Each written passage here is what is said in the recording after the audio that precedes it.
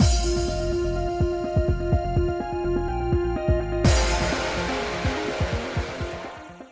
guys, it's Spacey Sims, and we are back with more Virche Epic Lycoris, and we are continuing Mathis's continuation from his salvation end. There you go.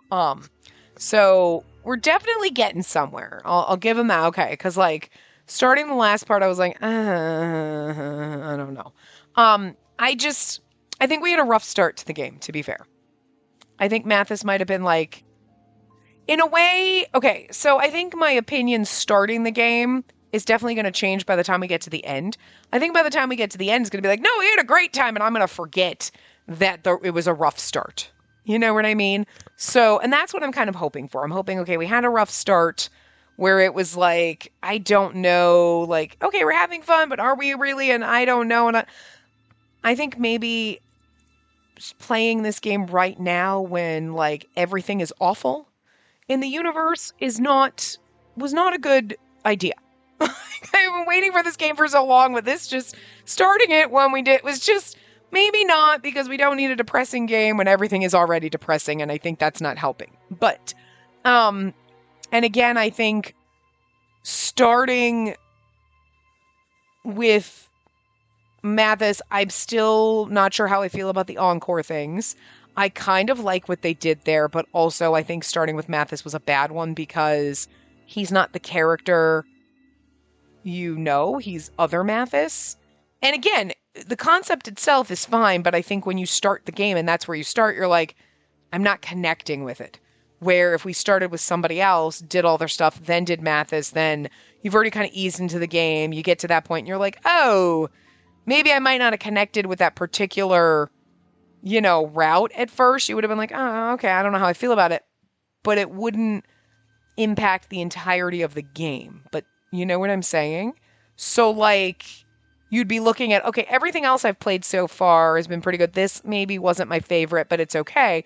But when you start there, you're like, I don't know how this is setting up the game for me to be, like, super excited about it anymore. You know what I mean? So I think it's just been a rough start. We're getting someplace with this now with, okay, now there's some drama going on. Okay, we need to keep this pace, though. Keep it going and don't put us into a lull where, like, now we've been playing for an hour and we're, again, just watching them do nothing. I need them to keep up the pace, keep up the interesting little twists and things, because we still have a lot of choices to make in this, and there's still one other save file that we're going to have to make, and it's like, don't make me only make a choice every hour because we'll be here for 30 goddamn hours, and that's too much. You know what I mean? Like, I don't know, especially, and I think it's just because at the moment, I'm in a very questionable place here with this. Like, we're having moments where things are good, and I think overall, by the time we get to the end, it's going to be like, yeah, no, this was a good use of our time. At the moment, I'm kind of like, is it though? I don't know. I'm questioning it.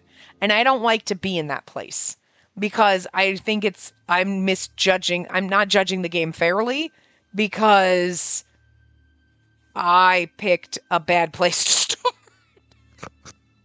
To be fair, was it? No, because I would rather, technically, I hate to say, get Mathis out of the way before characters I like better. That feels so bad. I feel guilty saying that. There's nothing wrong with Mathis. He's just not for me, okay? I know I've said this 700 times, but I feel like I have to keep saying it because I feel bad for poor Mathis with me being like, I don't love Mathis. There's nothing wrong with him or his character or story. It's just not for me, so I don't vibe with it as much. And when you play the original game, you're like, no, okay, he's cute. Sure, great. Anyway, moving on. Let's go somewhere else, And there's always characters like that I can enjoy the route, but like, I'm not going to always be like as invested and enjoying it as much as characters I like better. You know what I mean? Like 80%. I can have an 80% enjoyment. Even if the route is fucking amazing, I'm still only going to be 80%. Like, yeah, it's great. Noritsune is the exception to this rule from Virche because Noritsune is the fucking king of all Otome games, okay?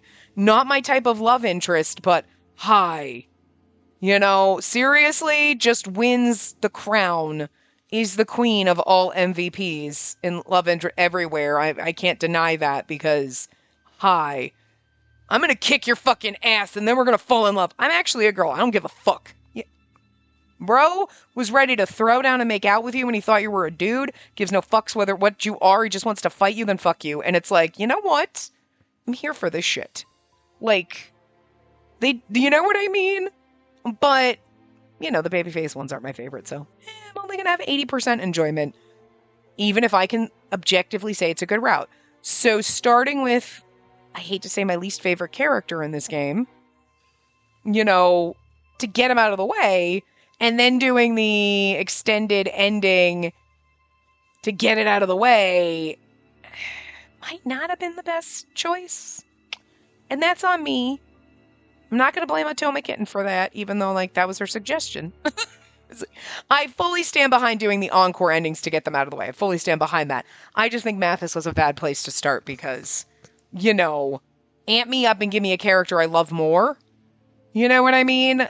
And then maybe do it, because then I think it would have just been, I would have had a better connection to the game itself. So I think my disconnect is just how I decided to play this game. So gonna try to be a little bit more fair about it, because we're getting into something now, and I know I just wasted like 20 fucking minutes talking about bullshit, but this is what we do here. You know what I mean? I want the game to not ramble like I do, though. You know what I mean? We need to not be here for 6 hours on this ending. Like, let's keep it going, keep this momentum going. We're okay, interesting shit's gonna happen. Let's get to our choices, because I can't say we've been here for 2 hours, because technically we've been here an hour and a half. Because the first part was like 20 minutes of the bad end, and then I've at least taken up some time ranting, so we haven't even been here an hour and a half, to be fair. We've only made 2 choices. I'm gonna need to not be one choice every half hour, though, because I think we have quite a few choices, and I don't want to be here for 6 hours.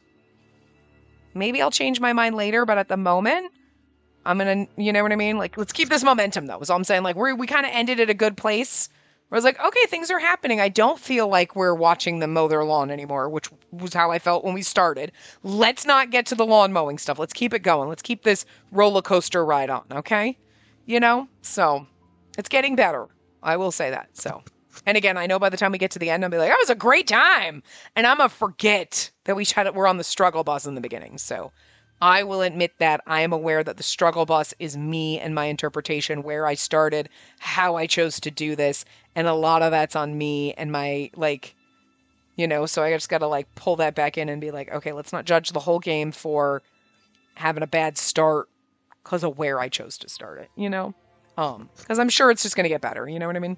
Anyway, Mathis tried to claw his own heart out, and then had that little flashback to Jamil saying all those touching things, which was actually, okay, that was actually cute. Like, I like things like that. Like, put that in, like, the little aside. Like, I know it's probably weird humanizing Camille like that, because it's like, he's a good villain, but he's a great villain because you can sympathize with him, you know what I mean?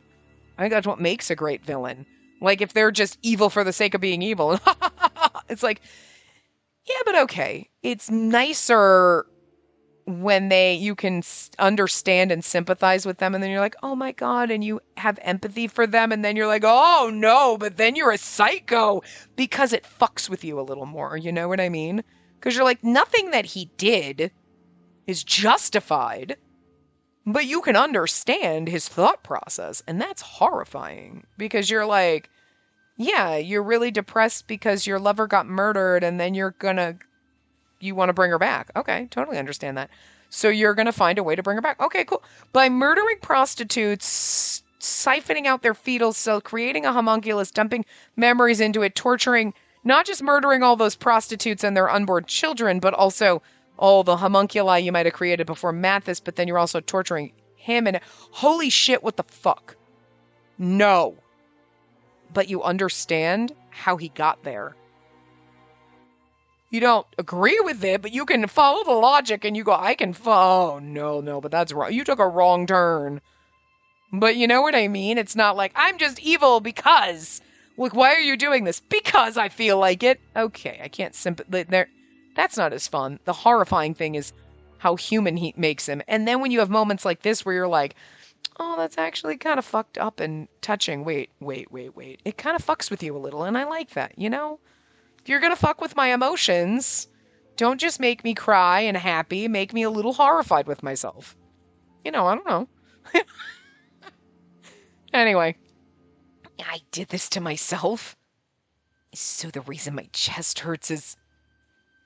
Yes, because of that injury. Well... Also, did you forget why you were scratching at your chest?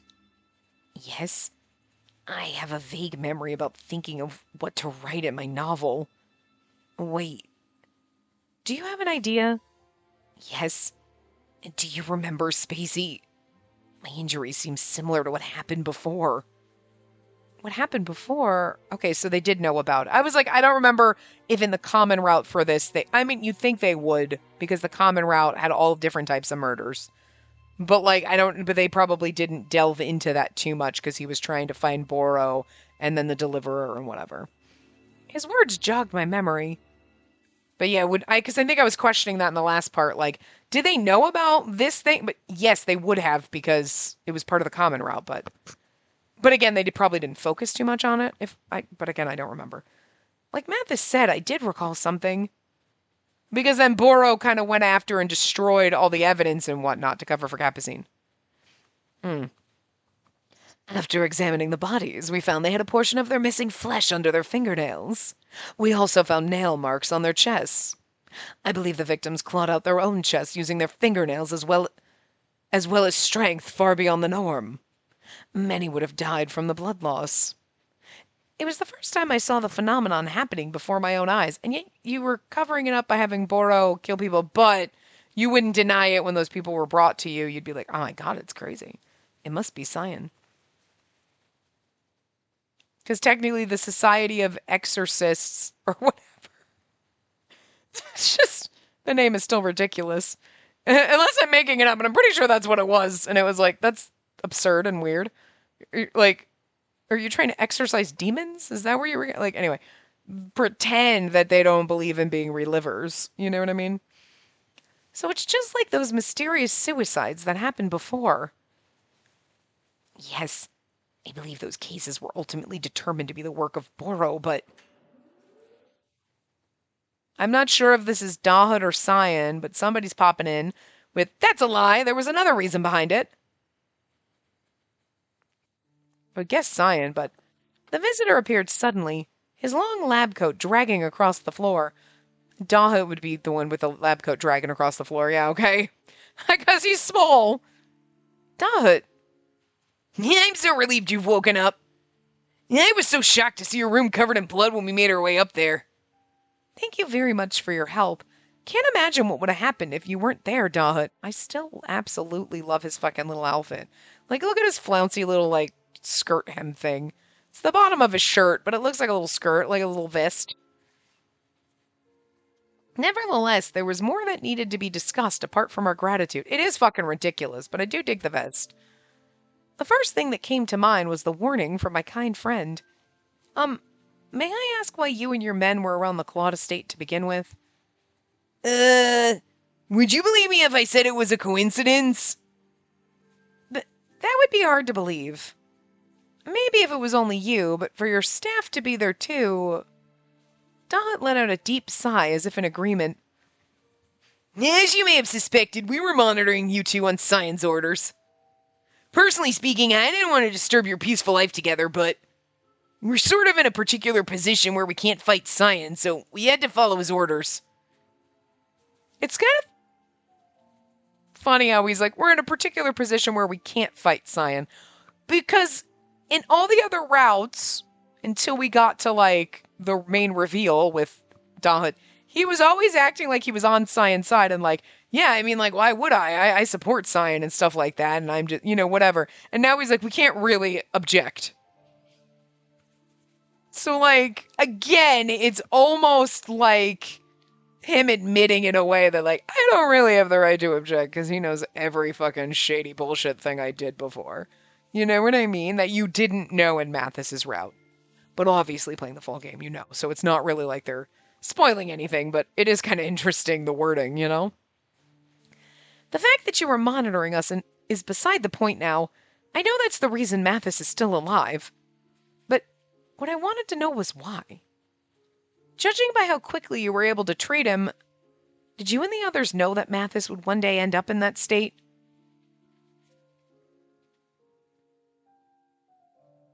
Dalit gave a sigh of admiration at my straightforward question. Well done. I expect nothing less of the person who survived the ordeal and solved the original case to begin with. That said, what happened to Mathis isn't directly related to the previous incident. It'd be more accurate to call it a feature of being a reliver. A feature? Yeah, no, that's a flaw, sweetie. Was it just me? For some reason, I felt an indescribable sense of unease from what he said.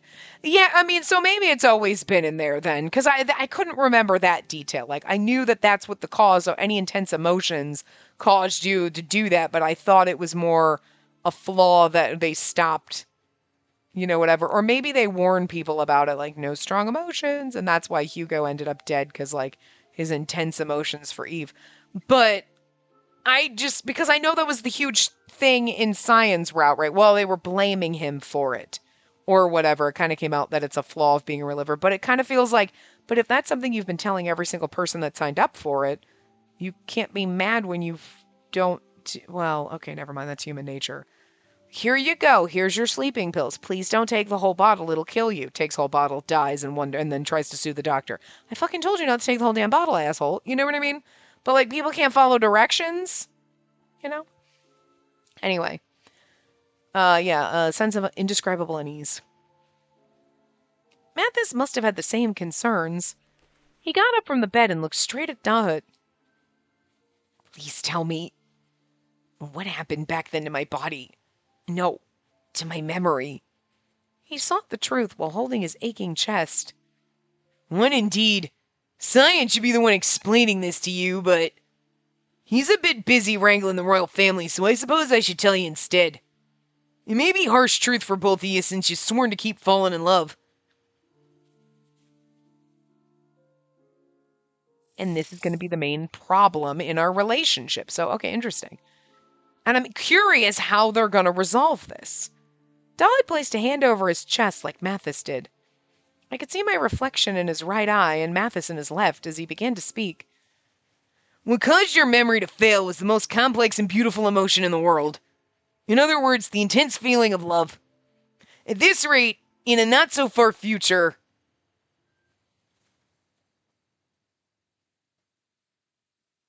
Mathis will die from what we know as memory crash.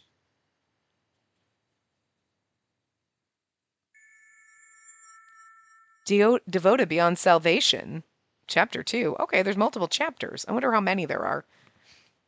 At least 2. Yeah, whoever said that, shut your mouth. I get that. Smart ass. Yeah.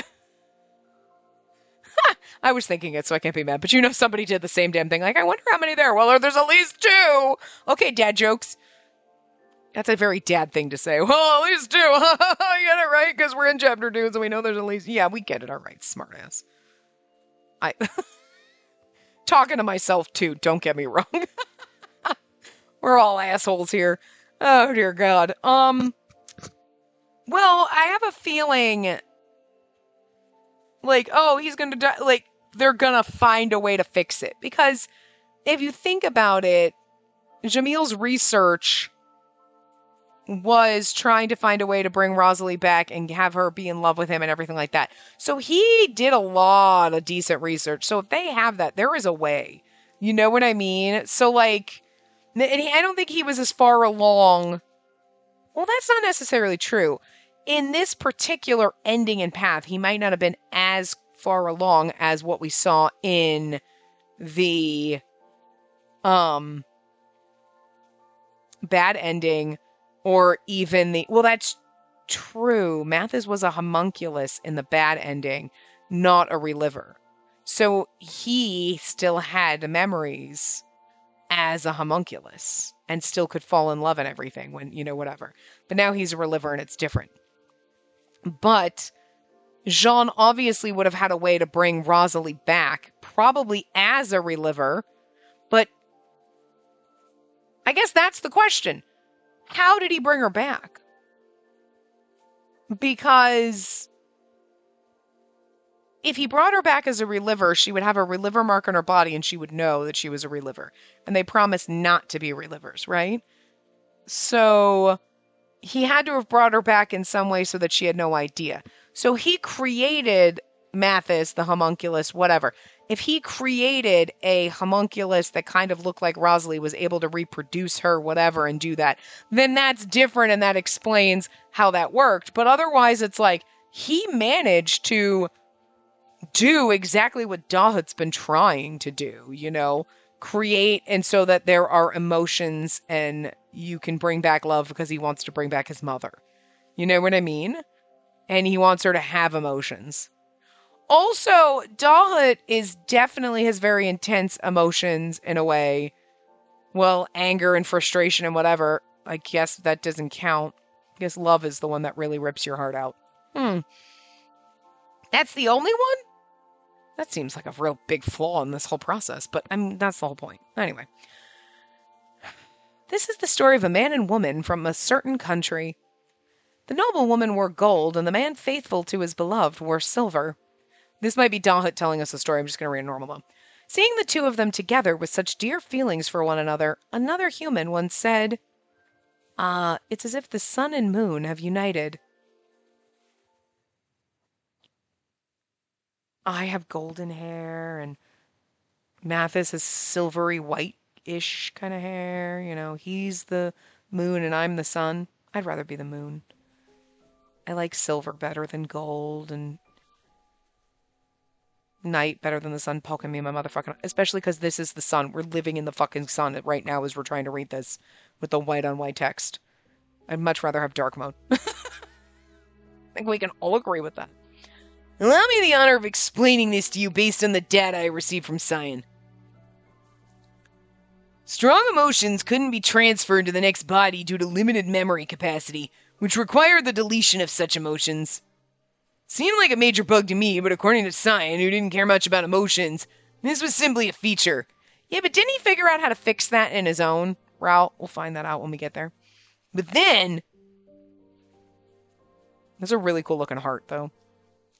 A certain husband and wife met and triggered a phenomenon that crashed their memory after experiencing emotions of love. In other words, a critical weakness was discovered. In truth, this is not a cool-looking heart. It's disturbing. In truth, there was an alert function that activated when a reliever's memory overloaded from emotional surges and distress. This alert function was a safety feature that was included to monitor emotions that went beyond the memory's storage capacity. It acted as a recovery feature that forcibly eliminated the overloading emotions when bodily functions were threatened. In other words, it was a function that was developed as a safeguard to protect a reliever's life. All I'm saying is you're going to put my memories in there, but maybe I could forget math or something. I don't need it. Whatever. Take out, like, some of my, like, you could be like, can I just go through my memories and be like, oh, that was a bad one. Whip that one out. Yeah, that one's garbage. Take that one out. Yeah, no. I could get rid of a lot of my memories just so I can have my emotion back. I'm just saying. I don't need to remember. I already don't remember a lot. So I'm just saying that says the memory capacity is really fucking small because I remember about, like, 2% of everything. What were we doing? Who are you? Why am I here? You know what I mean? I don't. I have no clue anymore. In other words, it was a function that was developed as a safeguard to protect a reliever's life. So the execution of said safeguard is clawing out my own heart? Because I don't think that's protecting me. But love was the most complex and volatile of human emotions and the most powerful. So strong was it that the alert function was unable to process correctly, leaving to errors. I don't know about love being the most powerful human emotion. I think hate is. I think we can agree that hatred is pretty fucking intense. It is like, like causing global warming over here. You know what I mean? Like, I think that's like, that's what the world's running on about now. So, I don't know. What that means was, each time an alert occurred from a powerful emotions of love, pain surged through the reliever's heart and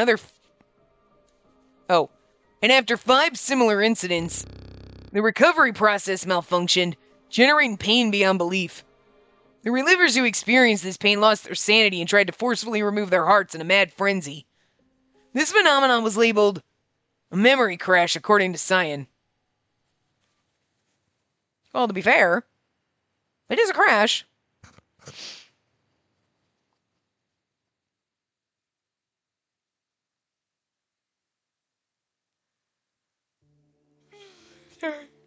Which means those mysterious suicides in Coen were probably due to this memory crash.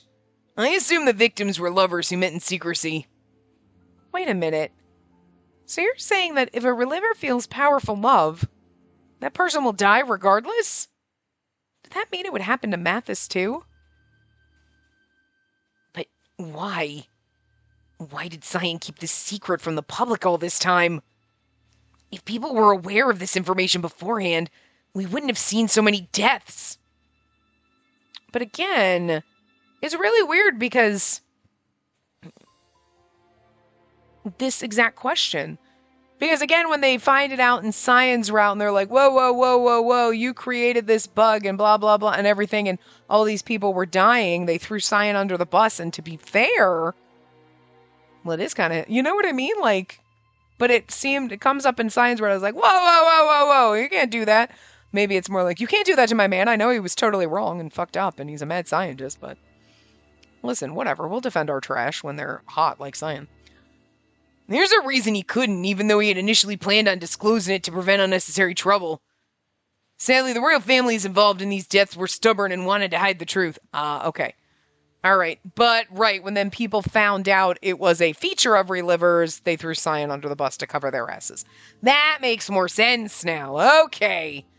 Cyan's like, I think we should tell people. I don't really give a fuck, but we should tell people because, like, whatever. And they're like, no, no, no, no, no, no, no. We're going to keep it quiet because we want people to like us because we're lying sacks of shit. And then when it comes out, we're going to throw you under the bus and be like, we had no idea. And everyone's going to believe it because people are stupid. The royal family? This country would have been finished long ago if a crash happened every time a man and woman fell in love. I mean, the memory bank that Cyan developed wouldn't malfunction due to something expected like love. It would have to be a 1 in a million storybook love that's strong enough to change the world. That's actually, like, disturbing but romantically put, Dalit. Like, a 1 in a million storybook love that's strong enough to change the world. And then you're like, oh, you're gonna die because we have a 1 in a million. Oh, that's adorable. I'll miss you. But if that's true, the reason why so many fell victim back then is... Mathis suddenly stopped mid-sentence when he realized the truth.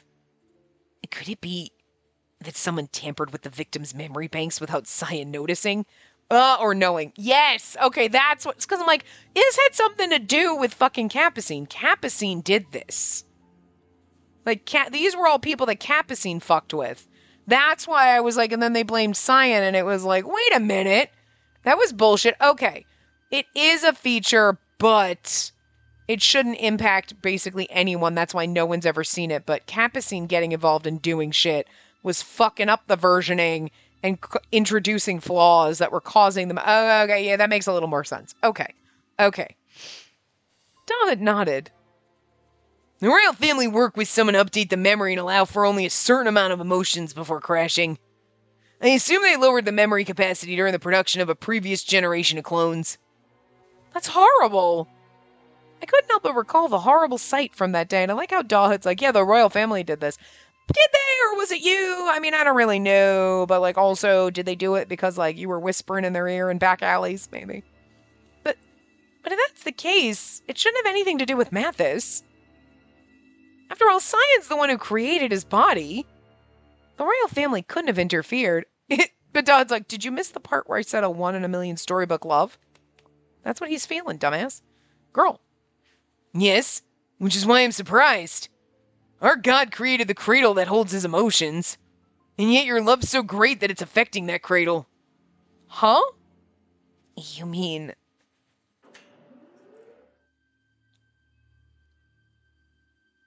I'm assuming this is Cyan walking in, because it sounded like maybe a door opening. It was some kind of mechanical noise, and now there's a question mark person. And the love you have for each other is more powerful than your memory can handle. There he goes, gliding in. Backwards. The god of this country appeared, muttering with annoyance. Cyan. The error occurred just as I predicted. I was right to have you monitored. Cyan looked haughtily at Mathis sitting on the bed, like, okay, technically, yes. Can't deny you that. You're saying you had Dalit monitor us so that Mathis could be saved when the memory crash occurred? It would be ridiculous to lose a new pawn just because of romantic feelings. Come on, just lie and say you were worried. You really have zero tact, you know? Cyan told Dalit to shut up, then proceeded to open a screen in midair. I do love the two of them. Judging by the state of your memory, this was your third occurrence. The next will likely come sooner than expected. He nonchalantly went on to say that Mathis was dying, as if speaking about the weather. That's the kind of doctor you want. I mean, he's a scientist, to be fair, but... You're gonna drop dead soon. Whatever, have fun. After that, the conversation was a blur, and I couldn't recall how it ended. Cyan probably calling y'all idiots, but... Ugh, I wish they'd put that in there, because you know how I get off on that. I like it when the haughty bastards call me an idiot. Mathis and I both had our backups done, just in case. Shortly afterward, we were kicked out of the Institute. We were kicked out! He nearly clawed himself to death 5 minutes later, like, get the fuck out. Mathis and I were both stunned, and he slowly looked down at his blood-stained fingertips. They didn't even wash his hands. They were proof that the future science spoke about wasn't a lie. Should we head home? He looked at me from the corner of his eye and forced himself to speak as simply as possible. Yes. We set off down the road, but we didn't hold hands like we usually did. Aww. Tragedy in my happy ending. Well, happy-ish. He did say we should head home, but without any energy to return to the mansion, we ended up sitting on a bench in Cernaval.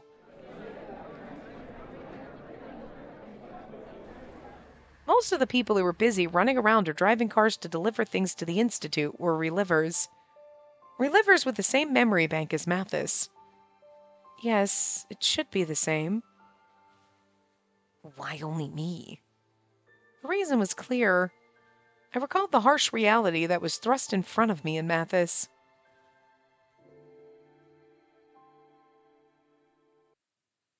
Because Cyan told us that it wouldn't take much time... Because Cyan told us that it would take too much time and effort to explain in the isolation room, he brought us to the laboratory where relivers were created. Similar to earlier, he outlined the conditions that would lead to a memory crash. Mathis was promised a life at 23 years the moment he became a reliver. But, considering the strength of the love you two have for each other, your memory bank can't bear that load for the duration of your lifespan, meaning it'll crash in about a year's time. Spacey, too. If you become a reliver, you'll likely die from the same cause within the same time frame. Are you setting us up to have the happy ending be that we just die? Because, that's fucked up.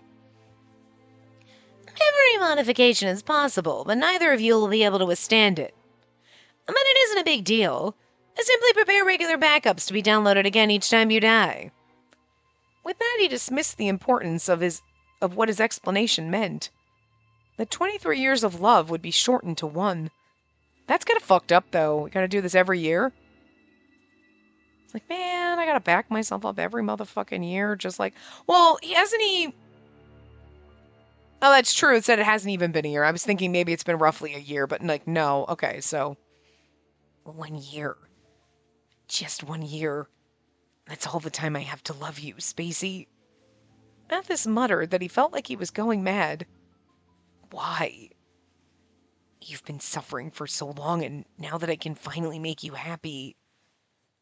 Why is this happening? He held his chest and shouted with frustration. Mathis... It'd be fine if it were just me, but... At this rate, I know I'm gonna die from heart-shattering pain every year. Worse, I'll be dragging you down with me. I understood how he felt. If my emotions were as strong as Mathis's, I too would die each year after becoming a reliver. Mathis's face was pale as he thought about our future. I I couldn't say I wasn't scared, but I can endure any kind of pain as long as we're together, Mathis. But I'm guessing idealism alone won't help much. Mathis nodded bitterly. And the thought about having to die horribly over and over again. Wouldn't it be more beautiful to live like Camille, dying as a human in the name of love? Is that really where we're going to go with this? His honest opinion was sadly one I could agree with. It didn't matter that we could be brought back to life as a reliver after death. Nothing would change about how painful a death of suffering would be. If we accepted that pain as a natural price to pay for life, we'd surely become different creatures in human form. I don't know, suffering is a natural part of life repeatedly every day. But, I mean, I get it, the agonizing physical, what they're dealing with is slightly different, but still, kinda. Should be used to that. Especially in this country. You know what I mean? People just dropping dead and the curses here and I don't know. Living here is suffering, so this is just in a physical form instead of mentally and emotionally. If we're to protect the sanctity of being a human, then Mathis is right in that we should accept a natural death. However,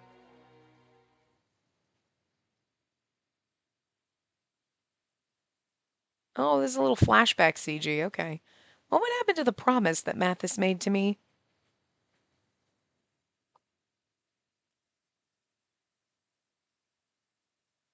Oh, right, because didn't that, he was a homunculus, because if Camille wasn't downloading the memory into him every night or whatever, he would just malfunction, and isn't that what kind of happened? And we thought he died, and then all of a sudden he popped back up as a reliver because, whatever Cyan did or something? Is that what happened? I looked down at my fingers. My neat, trimmed nails weren't particularly strong. They could be sliced by an ordinary blade. And yet, once a certain impulse of love struck, these nails would be the very murder weapon that killed me. That was scary. But still, I don't want to give up just because of this sudden despair that's appeared. I told him without hiding my hesitation. Huh? I moved closer to him and took his hand. Mathis didn't seem to want to touch me because he still had bloodstains on his fingers, but regardless, I tightened my grip. We may only have a year left to live, but it also means that we still have a year to live. Instead of making a final decision right now, how about we spend some time and think about this together? Just like how Camille and Rosalie made the decision to die in love with each other. You see, you're right. I'm sure Camille didn't choose his path so quickly. Enduring suffering, leaving behind regrets. He probably thought deeply about those problems. He must have decided to love her all his life, however short. He spoke with conviction despite not having Camille's memory. I'm sorry. I was being too hasty. I shouldn't make decisions on living and dying on a single impulse. I need to think deeply about everything. Mathis firmed his grip on my hand, and I stood up from the bench with him at the same time. In order to do that, Spacey, would you please stay with me on this little adventure? Adventure? Yes, I'll take this opportunity to visit different places. I want to know the kind of love Camille and Rosalie nurtured that made them choose love over life. There was no reason for me to refuse his decision. Of course, I would love to accompany you. I decided to join him on his little adventure.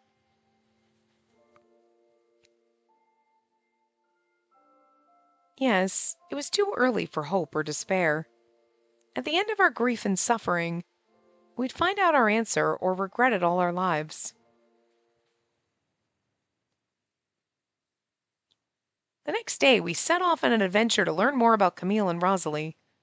Kind of interesting that that's going to be we're going to set off on an adventure to understand them. Interesting way to, to do this route, you know what I mean? But, okay. Well, I mean, you know what I mean? Getting that little flashback of, Camille when, Mathis first woke up or whatever was kind of, interesting and everything. So I can't say, I'm here okay, why? No, I'm oh, was interesting. Like, it could go badly and be like, okay, this was pointless. Or, oh my God, you know what? This was really cool seeing that little aside. You know what I mean? So, let's see. I'm intrigued. But I don't remember anything about Camille. Spacey, if you don't mind, could you tell me about the places he might have been? Understood. I still remember the details he told me about his past. All of the prostitutes who had known about their relationship were killed. I think I know where we should visit first. The church, the bar, the marsh, and Cheetahs.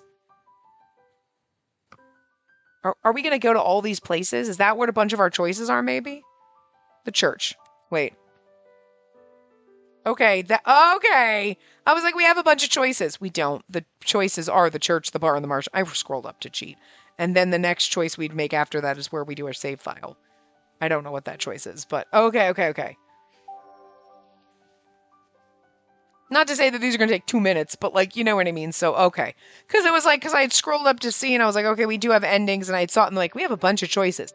That's because 3 of them we're going to choose all of them at the same time. Oh, I remember them very well, even now. We arrived at a church in Coen. I heard from Camille that Rosalie was killed the day before their wedding. So there must be someone who knew them still living in the area. As expected, the church groundskeeper did know, and he smiled as if remembering the old days. I remember them very well, since it was the first time I saw a couple so in love in our Bashel. Aw. And it isn't very often that people in this country have weddings. I see. Do you recall what they were like back then? They seemed so happy together that even someone uninterested in love like me was envious of their relationship. The young woman was pregnant, I believe. I recall seeing them touch her belly often, and...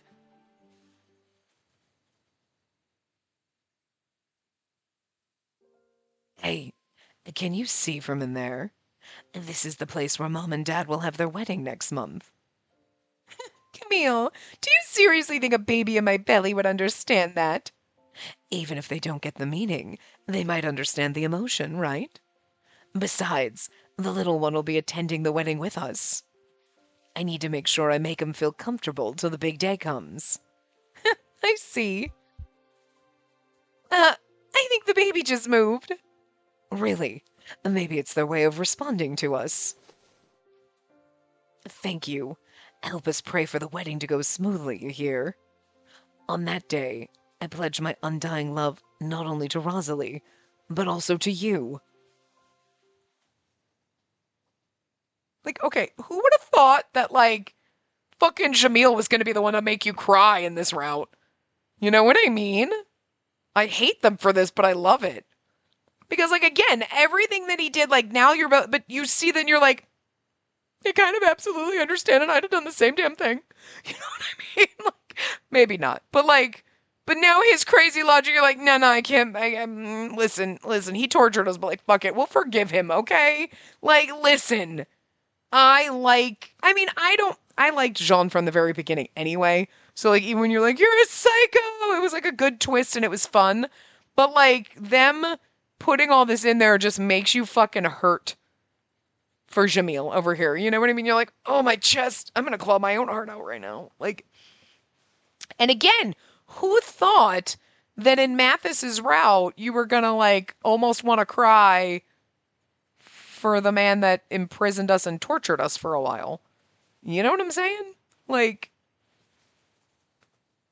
but like, humanizing him like this is just, it's beautiful because it's, again, you see that he was a real normal fucking person, and one really shitty circumstance literally made this motherfucker snap and become a psychopath.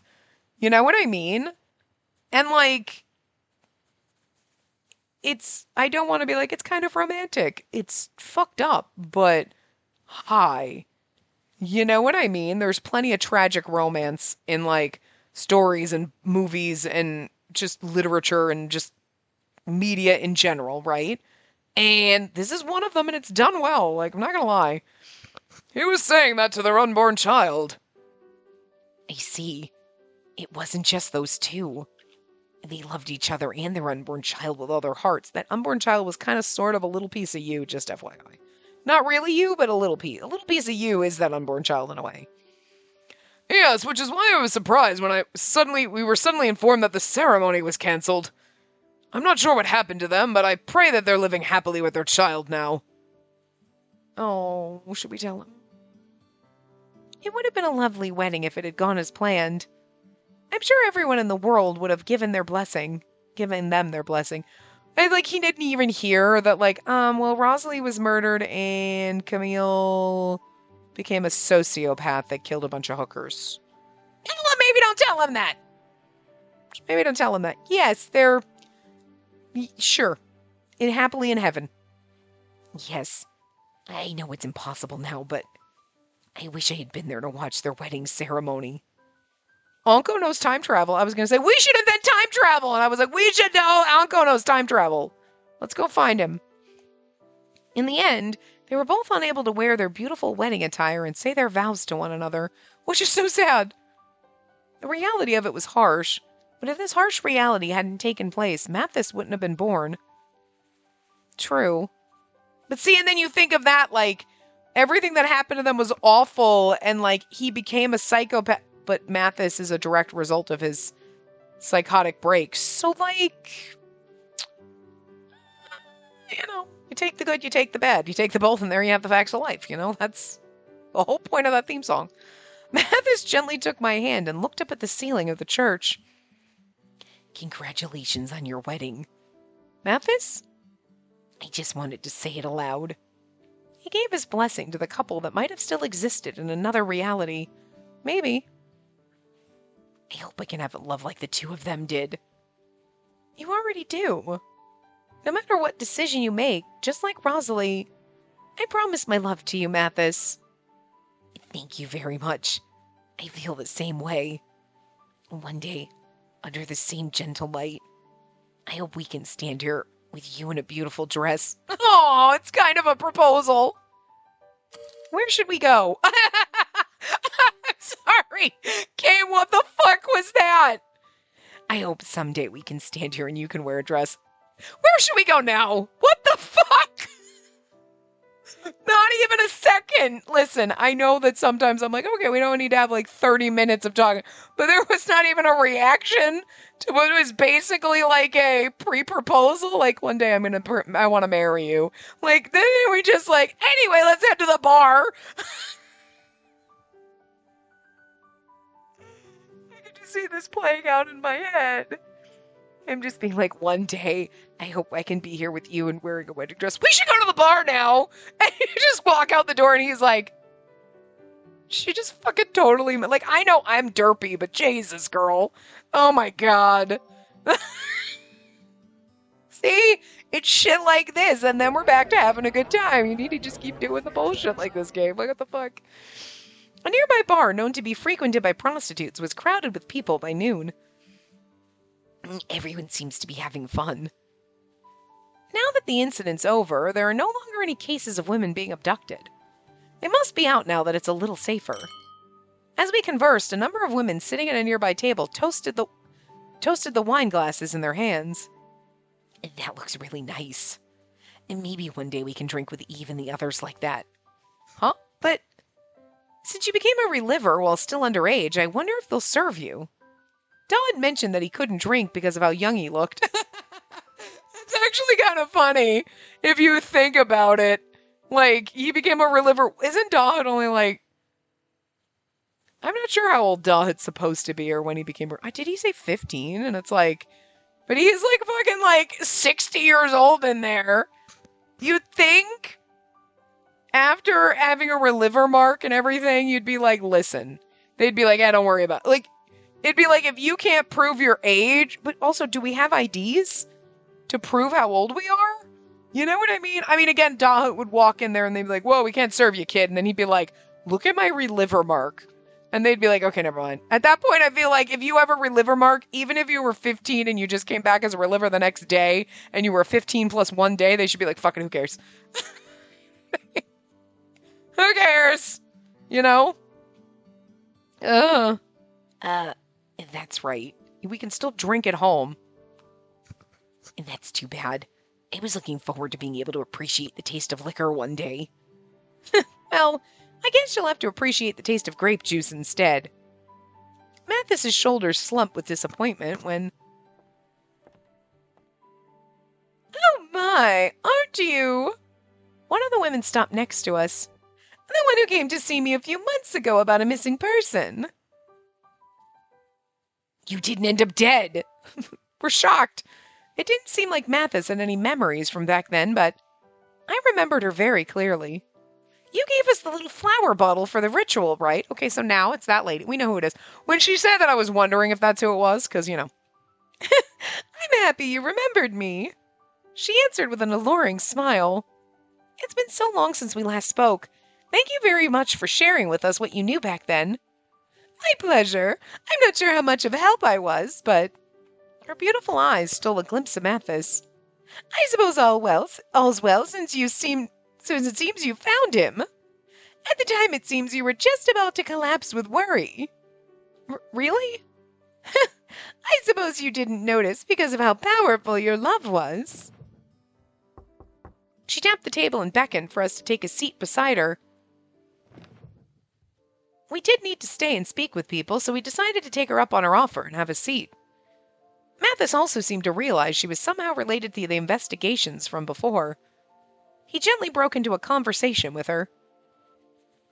We're looking for some information on a couple named Camille and Rosalie. And do you remember seeing either of them here before, whether together or separate? Rosalie? And the two of you knew her? She moved the wine glass away from her lips as she looked at us in surprise. You knew her too? I suppose I did. She had quite a few clients come here for her. Some of the other girls didn't like how popular she was, so she moved on someplace else. The woman spoke nostalgically about Rosalie's past. Do you think she met Camille after she moved on from here? And perhaps, if this woman had known about her relationship with Camille, she would have been killed too. It felt so strange to confirm the chronological order of events based on her being alive. Rosalie was really a fine woman. We all endured hardships, and she was well aware of how terrible things were. But not once did she say she would give up on life. Unaware of our feelings, she fondly looked back on her memories of the woman with golden hair. Oh, right. I remember her coming back here once to get a drink. She was telling me about this passionate guy who kept proposing to her almost every day. Could it be? He was probably Camille. She kept refusing at first, probably because she didn't think he was serious, but... What, you want snuggies? I want to pet you because you're all fluffy. I do question his taste. As someone of his stature could choose any noble woman he wants. But he keeps saying he doesn't want anyone else but me. He's like a child. She spoke about it like it was a problem, but her expression was full of happiness. I figured it wouldn't take much longer for her to give in. Our guess was correct, as Rosalie ended up accepting Camille's hand in marriage. Rosalie was quite a beauty, so she had her fair share of offers from men, but most of them understood as soon as they were turned down that they couldn't possibly measure up to her. She chuckled, saying it was ironic considering Rosalie's status in society. But that man never gave up trying to win over Rosalie.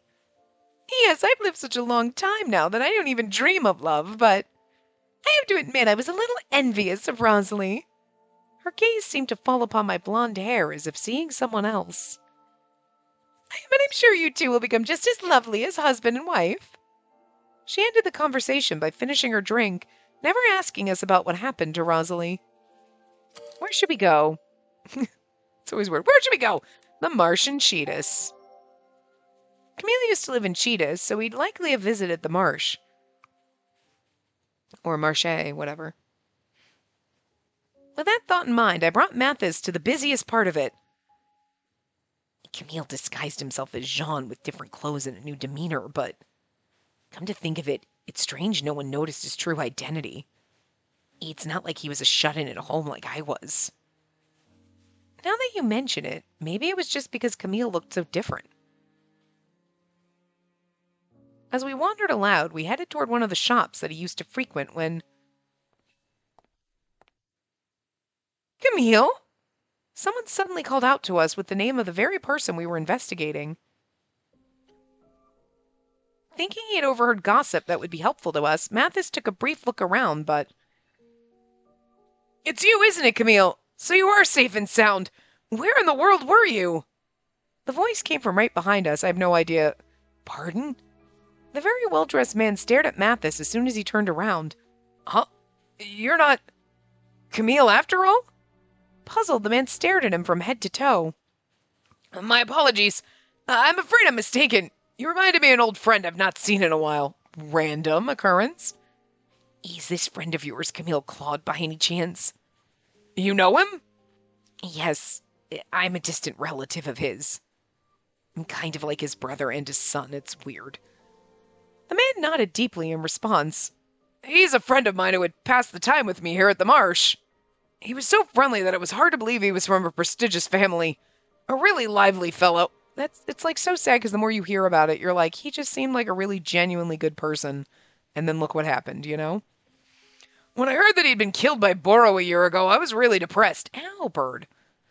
The man's shoulders slumped a bit when he realized that Mathis wasn't Camille. I'm so sorry for disappointing you. No, don't worry, it was my fault for imagining things. As if he still wanted to believe, his gaze was fixed on Mathis. You mentioned he looks similar, but does Mathis really look like him even from behind? They're not too far apart in height, but his hair is a different color. What are you talking about? Camille had beautiful silver hair just like him. Do you think Jean dyed his hair? That's the first we've ever heard. The man responded as if it were obvious, but the news had us in shock. Silver hair?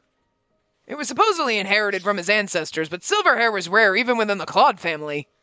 I remember he wanted to dye his hair and keep it in a neater style. Did you say dye his hair? I suppose it's not as common in Coen. It's popular in some parts of Cheetahs to use a special dye to change one's hair color. Some of the more unnatural colors are frowned upon, as you might expect. Look, even then people were dyeing their hair neon pink. And you're like, maybe that explains Dahut's like fucking lime green hair. He's like, this shit's natural, fuck off. I didn't know that. I see. His hair was the most recognizable aspect of his appearance, so it wasn't surprising that no one realized that Jean was Camille. But I see now. Seems Camille really is dead, isn't he? Well, I best be going. Nice meeting you and remembering him again. The man nodded as if accepting the reality of the situation, then took his leave. Mathis and I were left behind in the midst of the lively crowd around us. Camille had the same hair color as me. Mathis repeated the sentence multiple times as his silver hair gleamed with sunlight. See, that's just more proof that, like, you have genetics with him. You know what I mean? Could be just a coincidence. Or maybe one of his victims had silver hair. I'm not sure. The identities of all the victims haven't been revealed yet. He's like, this could be a coincidence. You don't know? Okay, you know that he created you with fetal tissue that he took from prostitutes that were pregnant. I'm assuming. You knew that Rosalie was pregnant. You didn't know? You didn't think that maybe... Especially because Rosalie was butchered. He didn't do it. That other prostitute butchered Rosalie. So it's not like he had to do anything. He started. That was the first fetal tissue he had. You know what I'm saying? You never stopped and thought that you would have the same genetics and that, like, because I mean, I feel like that's been but they never confirmed that? Okay. All right. But it seemed too significant to be a coincidence. Also, again, to be fair, he wanted everyone... Okay, so that goes back to what I said, in the last part maybe? Like, he wanted, like, Mathis to look like his brother. But then it was like, but then why did Mathis and Camille and Jean don't look like each other? But, okay, it's because Jean dyed his hair. So Camille and Mathis look like each other, so Mathis would look like part of the Claude family. So it would make sense that he'd be thinking this logically, like, I'm going to pretend you're Camille's younger brother and whatever, and it would help if you actually looked like someone in the Claude family. You know what I mean? Is because everyone in the Claude family is, like, Asian, and you look absolutely like some basic-ass white dude. You know what I mean? People are going to be like, really? I don't see the, you know what I mean? You'd want the family resemblance to kind of be there. So it would make sense using your own child's DNA. You know what I mean? I mean, I'm just saying when you're creating the homunculus, however you're doing this, you're probably thinking about that. I want him to look like he belongs to the Claude family. You know what I mean? So, like, and also that would all be if you, in some of the other endings or things we've seen, like Jean acting like, or Camille acting like, oh, whatever, I don't care about them, but also being a little, like, why do I feel a little sad? Anyway, moving on, it's like, you are a little sad because you are essentially, like, yes, you were like a brother to Mathis because he acted like you were just an adopted kind of brother to him because you were the one taking care of him and whatever, the only person he really spoke to, right? So you're his caretaker, his brother, his family in that respect. You do actually share DNA, so in a way, you are Camille Claude, he's Math. He kind of is your brother in a way, in that, you know, but also you're his father because you created him in the lab, and probably because he actually has your child's DNA. So, like, there's a lot of, like, emotion tied to creating this homunculus that, you know, Jamil didn't want to fucking admit he had, but we know he did. You know what I mean? You could see it. It was obvious. So, anyway, now that our investigation's done, we'll continue next time. So, I will see you next time. Remember to give the video a big thumbs up and subscribe to see more.